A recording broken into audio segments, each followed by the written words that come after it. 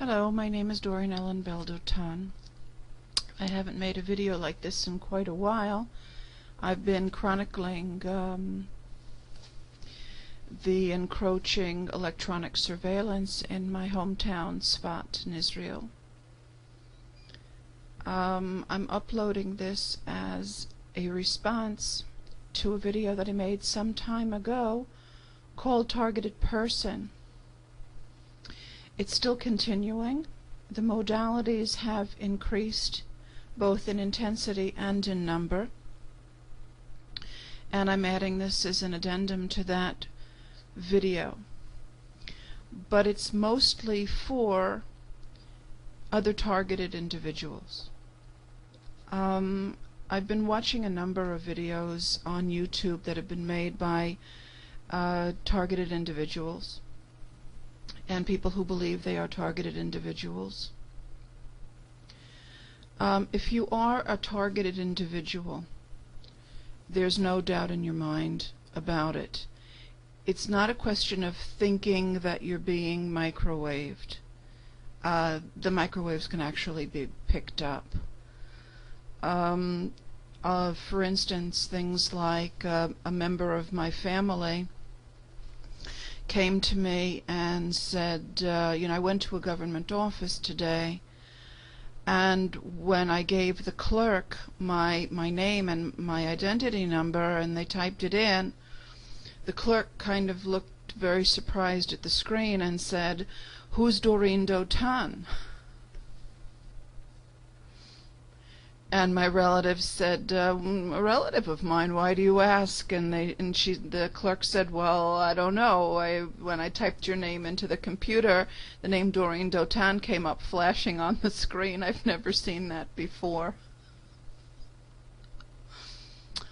Or things like when my computer crashed and I got my computer fixed and I had to have my internet reset up. I called up my supplier, and we're going through the process of setting up the internet again, and she says to me, "What are all those like funny clicks on your line?" It's the only time I hear things like that is like when people's lines are tapped. Like she couldn't believe a nice little old lady like me was having my another time a relative had their cell phone break down, and they took it to one of these repair people, and when they took the telephone back, we call them telephones here, cell phones, the person who fixed it said to my relative, "What, do you work for the Shabak or something?" And my relative said, "No, why do you ask?" And the man said, "Well, I never saw this before. When I opened up your cell phone, there was like a component built into it, and it was integrated in such a way that if I tried to take it out, I would have had to destroy your cell phone, so I left it in. I'm sorry." And the point is if you're really a target individual, there are very concrete evidences of it and repeating evidences of it. Basically, you're not a targeted individual until someone else has noticed that there's something wrong with you. Don't rely on your own personal subjective experiences, and I'll explain why. This is a survival video for targeted individuals.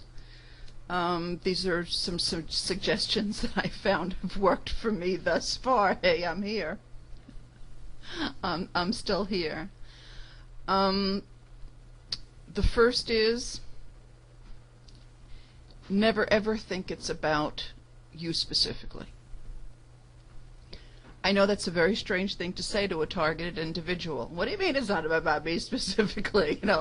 I'm the one who's being run off the road. I'm the one who's being microwaved. I'm the one who's being LRADed. I'm the one whose phone is tapped. I'm the one who... It's still not about you. It is about something that you represent or an obstruction to their overall plan. which is making them do that.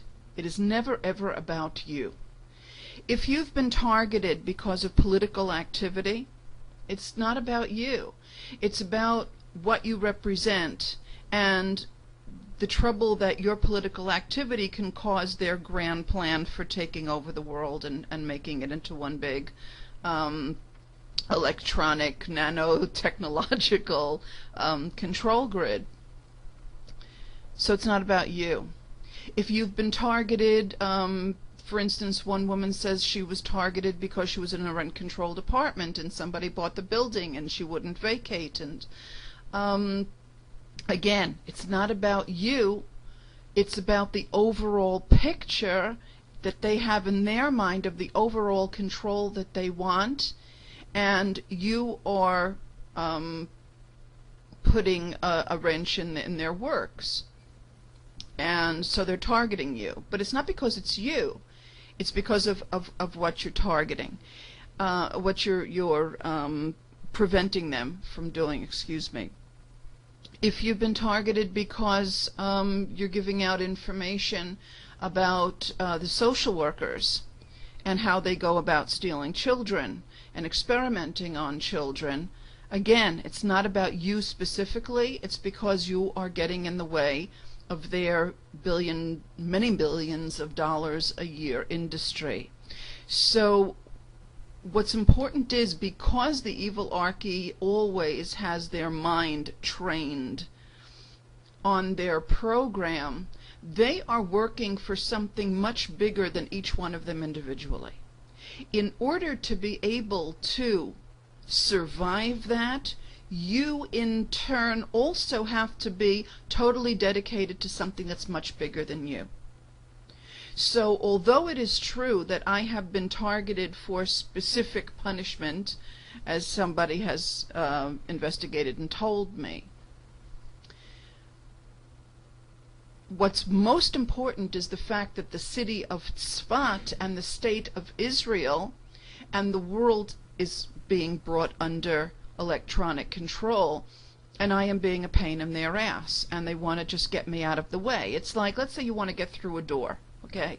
You don't care if what's blocking the door that you want to get through is a chair or a carton or a table.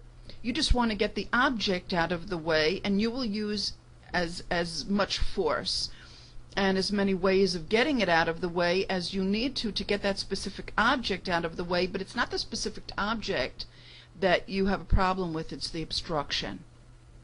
And remember that. So just, you have to, in order to survive this, be on a level of being concerned with something bigger than you. The very thin line between sanity and insanity is when you become ultra dedicated to the targeting because it's hurting other people or because it's hurting you. The minute it becomes all about you, you will cross over the line into paranoia. And I've seen video after video of people, I have to say this, they've crossed the line, and it's really scary, and they're freaked out. They're not handling it well, and they've lost the battle. They lost the battle because they got into, they're targeting me. Look at these videos. You see they're very wound up and tight, and they have no sense of humor about it at all. They can't see the big picture at all. And it's all about them. Those people are going to lose the battle. If you've been targeted because you have acted in a certain way that gets in the, you're gumming up the works of the evil Archie in a specific way,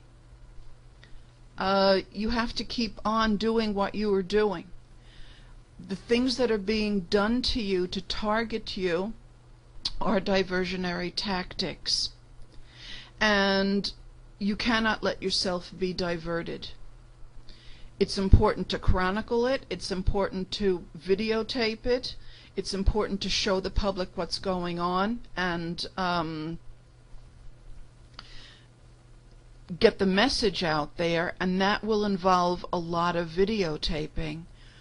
But don't get so wrapped up in the videotaping that you lose a sense of what it was that you started out that got you to be a targeted person in the first place. If you got to be targeted because you were going up against the social workers, keep going up against them. If you got targeted because of your political activity, you keep on doing your political activity. Otherwise, they've won. The third suggestion I'm going to make to survive this, it's kind of contradictory, but it's true.